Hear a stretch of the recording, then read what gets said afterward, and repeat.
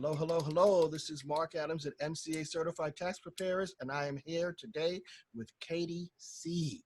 She is the owner of Luna Online Services in beautiful, is it beautiful, Virginia? It's beautiful, but right now it's raining, so. Oh, okay. Well, we can't win them all, even in Virginia. Nice to have you. Nice to Thanks. have you. How are you? I'm good. Thanks so much for having me. I'm excited.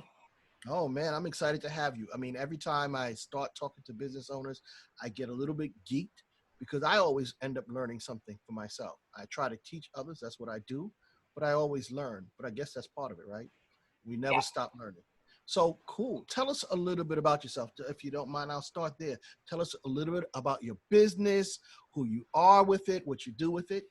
Feel free. So Luna Online Services offers support services to busy entrepreneurs. So I do a little bit of all the kind of basic things that the business owner doesn't need to be focused on. So I do social media, inbox management, customer service. I dabble in a little bit of web design and blog management. So kind of all the things that makes the business run smoothly. That's not the core heart of the business. So the business owner doesn't need to be focused on it. I do it for them. Oh, very cool, very cool. And when I think about a business owner and all the tasks that they have to do, how did you decide that this is a business that I want to do where I take tasks away from businesses? So it kind of came about very naturally. It was, I went to college and I got my degree in communication and new media. It was kind of the beginning of, we were just starting to introduce like PR and social media classes into our curriculum. And then I graduated college, realized I needed a job, went straight into corporate America and didn't touch my degree for the next 6 years. So towards the end of my time in corporate America, where I spent the 6 years doing customer service for a major manufacturing company, doing emails, customer interactions, escalated customers, so that I want to talk to a supervisor calls. That was me. Okay. So I took kind of all that and what I had originally intended to do and thought, that's all one thing, and it's time. So I just combined what I had been doing, what I knew I missed doing, and started my own business. Nice, nice. Um, Let me ask you this question. This is like what I call the housekeeping part, right? Business owner starts out, they say, man, I need somebody to help me relieve the stress of running this business in certain areas. I need to speak to Caity See. What's her number? What's your phone number that people can reach you at? So I don't actually do phone calls from a phone number just because I've got a little one and either you call at nap time or you call during a screaming fest and that doesn't sound very good on your end. So what I do ask is that you head over to my website at caitysee.com and you can book a call through Zoom or send me an email and then we can get something on the schedule and I can talk to you that way. Okay, okay. So let's get it clean then, because I kind of, this is this new age stuff right now, right? I do a lot more of my meetings through Zoom too. It's very valuable. You get the interaction. So you're on this cutting edge. So then if I want to find you, I'm going to look for caitysee.com. Now, how do I spell that? KDC.com? I, I wish, no. It's actually my name, so it's Caitysee. So Caitlin was my name. I shortened it to Caity with a C, and my last name is See, like you see with your eyes. Beautiful. And I think that's important that we spell it out because you know how it goes, right? You start typing up kdc.com, you're going to find all kinds of things. So Or they leave, CAITYSEE.com. yep, or They'll they leave find a hotel reservation when you're in college. Your mother thinks you've been abducted. She calls everywhere because there's no Caity See in the hotel register, but that's only happened once or twice. you. Oh, you got to love mama. Got to love mama. So So much. let me ask you, how long have you been in business now? So I started Luna Online Services in 2018, but we've really been kind of heavy on it in the last year or so. Beautiful, beautiful. Now, this question is interesting. You've only got a couple years in, but I still think that we've talked before and you mentioned that you feel like you're an expert. Why? Just to reiterate that. Yeah. So the main thing I always intended to do with Luna Online Services was the customer service side of things because that's where my expertise is, just because I've done it for so long and I've worked with so many different aspects of it. So we had a chat program, so I did a little bit of instant messenger, like chatting with customers. I've done phone calls, I've done escalated customer emails, I've done emails, and I've delegated all of those things to a team. And I did the math on it the other day, and just in my last job, I've had something around 80,000 customer interactions. Whoa. So 80,000 interactions with a customer doesn't make someone an estimate or something. I want to know what the number is because I want to hit it. All right. So you've got that real world experience. Now Yeah. you've done it in the corporate environment for others. Now you're doing it for yourself. So here's an interesting question, I think. What made you decide to take the leap to start your own business? Because you probably could have just did this for corporations and been happy. But what made you decide to take the leap? So it was a little bit of like I can't turn off part of my brain. Like even when I was at the office, we were allowed to have our headphones in. I'd be listening to like entrepreneur podcasts and just trying to learn. And finally, I was like, I know I'm going to be starting a family soon, and I'd really love to have that little bit of extra income and the ability to stay home if I wanted. And if I'm not getting any younger, I'm certainly not going to do this when it's any easier because it's way easier to juggle things in your schedule without a child than with a child. So if I'm going to do it, it needs to be now. And so I bucked up, bought a course to help me jumpstart, and dove right in. Nice, nice. You have you ever read the book The EMyth? No. It's a very interesting book. They call that the entrepreneurial seizure. When you're Okay. working for somebody, you realize I can do it, and then you take that leap. So that's awesome. And then sometimes we get these entrepreneurial seizures and we don't make it. Other times we make it. So 2 years later, and here you are. How do you define success? So for me, success is kind of twofold. I think there's the tangible side of it of my business has not gone under. I am continuing to gain clients. I have more money coming in than going out.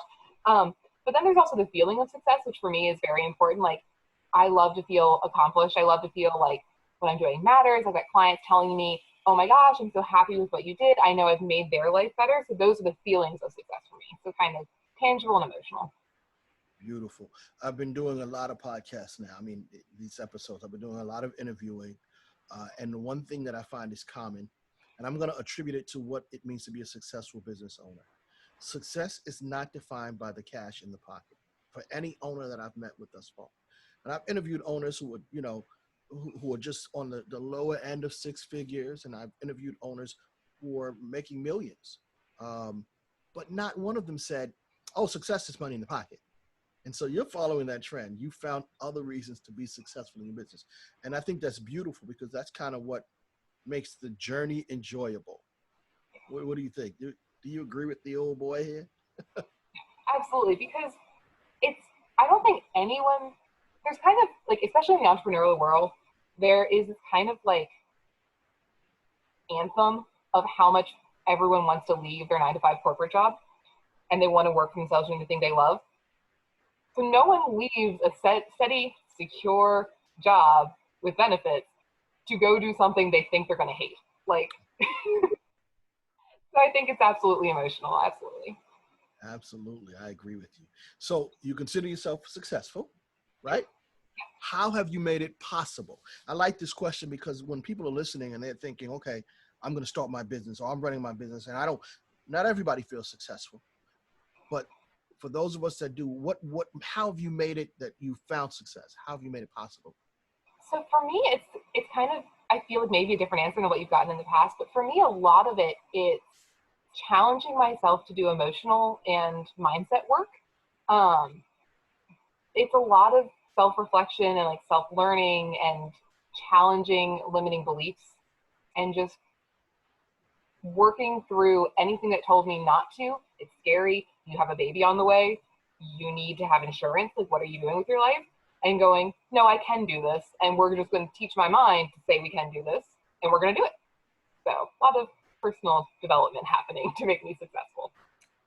It's interesting. You kind of came in on my Friday meeting, right?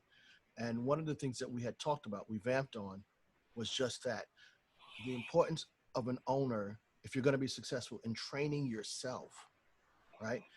For our business to go in a direction, we have to train ourselves. So I love what you said, overcoming those self-limiting beliefs, knowing it can be possible. Training yourself, your business will follow your lead. It's your business, they'll follow your lead.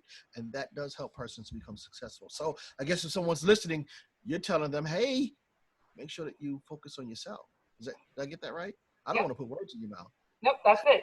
You got to got it. I think the biggest thing is decide you're going to be successful and make it so. And whatever you need to do to convince yourself, that's where it is. There's a lot of great books out there about like changing your mindset. And I've been trying to read as many as I can. Okay. I like that. Decide you're going to be successful and make it so. You know who said make it so? Okay, I'm No. going to date myself. John-Luc Picard. Yes. I'm sorry. I'm a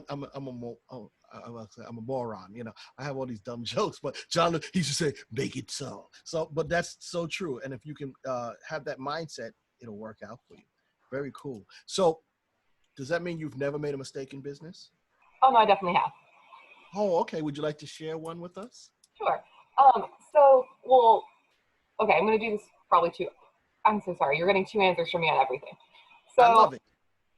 I think there's two different things I've done that I think are mistakes in business. So the first one I would say is letting my need for perfection become procrastination. So like, I don't want to start getting clients until I have a website, and I don't want to start reaching out to people until I'm more established, and I don't want to bring people on until I have an onboarding system, and just do it.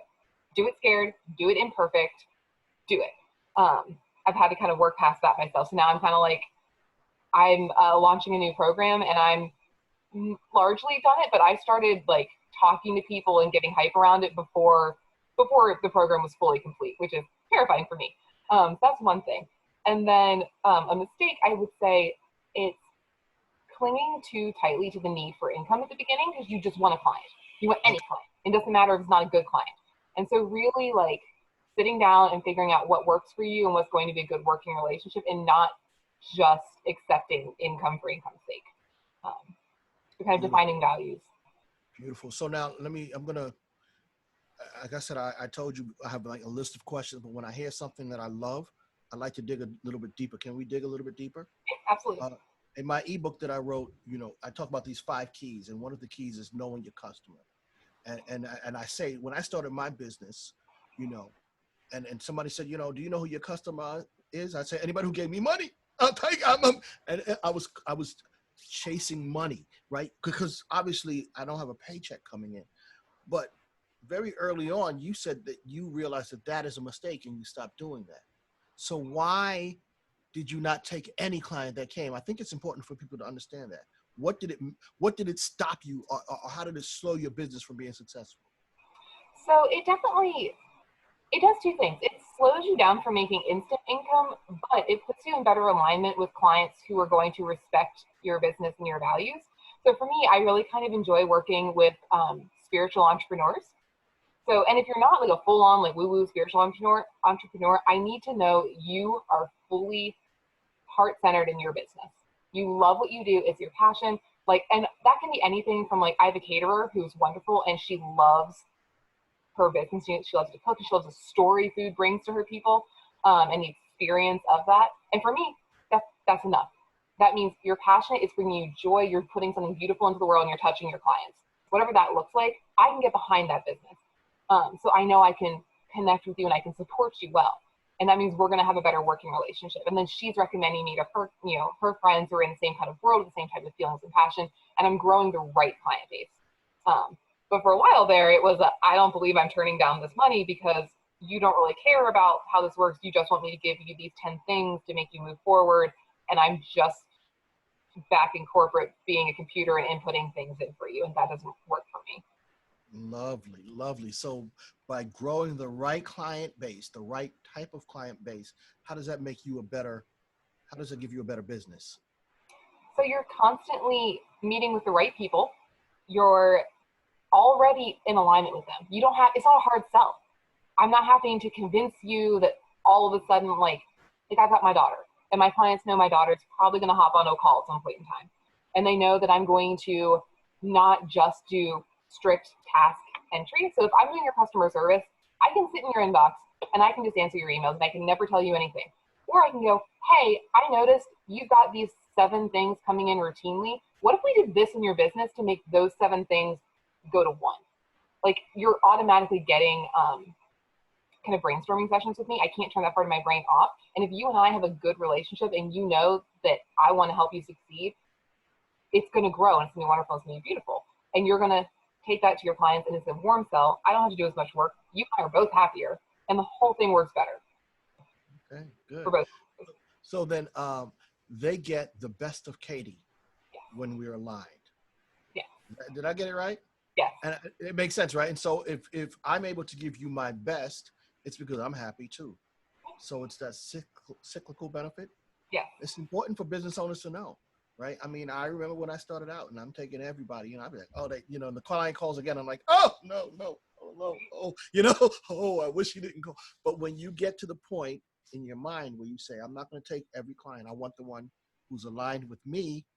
Man, now you got that kind of business that you want to have, right? Did I get it right? I don't want to, I talk a lot now, but I appreciate that. I appreciate you giving us that extra bit of knowledge. I wrote down a couple things you said. Basically, it's about growing the right client base. That was a mistake that you actually realized early on, and it makes a big difference. Cool. So, what do you think is the single biggest quality that's needed to be a successful business owner? So I'm going to go with moxie. Just moxie. Straight up bravery, grit, determination. You just got to do it. I love it. I love it. I have heard one of my clients said determination. Not my client. I keep saying clients. This is what we do as owners, right? One of my interviewers said determination. One said grit. But now I've got moxie. I like it. I like it. Have you had any mentors or coaches that contributed to your success? Yeah. So I actually, that's one of the things I did when I made the decision I was going to do this. And I bet on, you have to bet on yourself, which is terrifying. And if you're betting on yourself, there's money involved. So I bought a little course that taught you how to, so essentially my business is a virtual assistant business. It was how to launch your VA business. And I was like, cool, you've clearly done this before. That means I'm going to shave time off of this so we can get this going faster. And I ended up, put the money in, bought the course, and that came with access to the course creator and her team through a private Facebook group and through emails. And I was consistently emailing them being like, is this okay? And they're like, it's good. Stop letting it hold you back. Doesn't have to be perfect. I was like, you're right. So I've done that. And I'm also in a group coaching session right now with a woman who is teaching us how to get more clients and grow our following and our audience. So kind of a non-traditional form of mentor, or maybe just a little bit younger way of mentoring. Because I feel like that's really prevalent right now in the entrepreneur space, are these kind of group coaches and group coaching with kind of large coaches, I guess. So yeah, I made the investment. I've been working with people and just their insight and knowledge and their systems, things I don't have to build for myself. It's been a huge game changer. And it helps accelerate. I think it helps accelerate businesses towards success. A lot of times, I always talk about myself. When I started, I was like, oh, a coach. I don't need a coach. I could just read. I like to have a client now. I like to figure things out for myself. It's cool, and we definitely want to do that. But boy, I tell you, having somebody by you to help you walk the journey is valuable as well. So what advice would you give to a new business owner? And you're not even that far, that far away. You got a couple years under your belt. So what would you tell the new guy starting out, or gal? So first things first, if you want to do it, you have to decide you're going to do it and do it. It's just that decision. It's that turning point. It's that commitment. Decide it's going to be. And second, I would say you need to find someone to support you. So I guess it's another mistake I made. When I did this, I was playing really small and keeping it close to my chest. It's I don't want to tell anybody because what if I don't finish it? What if I fail? I'm not going to look for clients with people I know. I'm going to keep it real small. For a lot of people, when they found out I was a business owner, was fully doing this, was the day I quit my corporate job. Okay. The day I went all in, I went hey guys, it's 2 days before Christmas. I just put in my last day's work. I am self-employed. Hang in here. Here's my website. This is what I've been doing. And just nobody knew. And I think it would have been dramatically different if I would have had, because you've got people on the internet, you've got accountability partners, and you've got people you can find in Facebook groups to talk to. But there's really something different in having a physical person in your life that's going to support you. And I want you to pick that person very carefully. If you've got someone, like if your sister's the person you tell most things, but she always is a negative Nelly, don't tell her. She's not the person you want. Find your most supportive friend, the most supportive person in your life, the person, like if it's your grandmother and it doesn't matter what you do, she's going to say, that's nice, dear, and give you a cookie. And you can tell her all your problems and she's going to say it's going to work out. Tell her. Tell the person that's going to root for you nonstop, and just make them the person you can go to and tell them where you are in your process and your journey, and just have that personalized support. Because it's not just you struggling through at that point. Beautiful, beautiful. You know, one of the ideas I came up with, I always say I never come up with an idea. I mean, we stole it from somewhere, somehow, right? But I call it an action board of directors. And it's something like what you just said. It's more than one, but it's like a small circle of people that you know, like, and trust. They don't have to be business owners. That you can say, hey, I've started this business, or I'm in business. I've been in business almost 20 years. But there are things I grapple with all the time. And so I want this small group of people who are going to almost be my little rah-rah team. Not telling me but when I have a question, I want to go to this group and say, hey, what do you think about that? I want a place I can bounce ideas off. They're not all business owners. So I'm not coming from a business acumen, but it could be, do you like the green wall that I have? You know, my office is green. You know, when I started my business, I had a friend of mine walking me through colors, right? But this group that will help you grow. I think everybody should get there. You know, I call it the action board of directors. And I think you're right. I think you are absolutely right. New business owners, find your people, start with one and then grow from there. Yeah. Cool. So now you got a couple years on you. If you could go right back to the day before you started, you might have answered this question. What would you tell yourself? I think I would probably tell myself to stop focusing on perfection. I like Yeah. that is a challenge for a lot of us, right? You know, it's like, and that it just stops growth. It just stops you from moving forward. Perfection can be a real scary thing. So that's really awesome. I've got one more question for you. This is what I call the bonus question. Okay. Okay. So every week, and you actually you came in on our little Friday focus forum. I'm happy you did. It was just your smile lights up a room. I don't know if anyone told you that before. So you lit up the room, but you missed the theme. So I'm going to ask you the theme. I want you to just give us your thoughts. The theme of our meeting just a couple hours, an hour ago, was success is not owned, it is rented, and the rent is due every day. How do you apply that to business? Oh my gosh, I love it. It's consistency, which is kind of, I feel like, the other key to business is you have to be consistent. You got to show up, and it's every day. So like right now, my little one doesn't sleep through the night. It's a mess. But she goes to bed at like 7, and she's usually down for a while. So from like 7 to midnight, if I'm on top of everything and everything's great, or 7 to like 2, like last night when I had a lot of client work. Yeah, you show up, you do what you got to do, you put in the effort every single day, and that's how that day you've made your payment. All right. I love it. I love it. I can tell you this, Caity See, you are a rock star. Thank you so much for giving me some minutes of your time today and dropping some dimes. I call them dimes here. That's an old basketball term, assist. You're assisting us to learn and to grow. So thank you so much. I love what you've given us, and I look forward to continuing to see your journey to success. Thanks so much. I really enjoyed our conversation. I really enjoyed seeing the end of the little Friday focus group. So I know right now the time overlaps my coaching program, but as soon as that's done, I'm going to hopefully pop in there with you guys if you don't mind some more. So We'd love to have you. We'd love to have you. Great group. Awesome. Thank you. All right. Well, thank you so much. This is going to be an amazing episode when it airs. I can't wait. I have to look for my. I'm already geeked.